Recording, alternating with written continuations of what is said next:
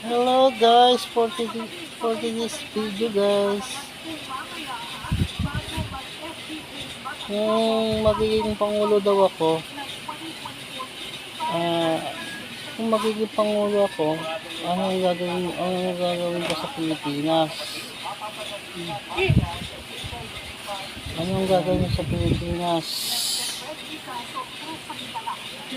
Bibenta natin yung Pilipinas. Bibenta na lang natin.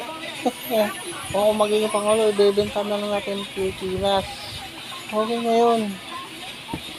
Yan lang yan guys. Thank you guys. Ito lang yung magiging banat ko. O kung magiging pangulo, ano gagawin sa Pilipinas? Ang Pilipinas po natin, pwede natin ibenta na walang bayad eh. Sana all walang bayad.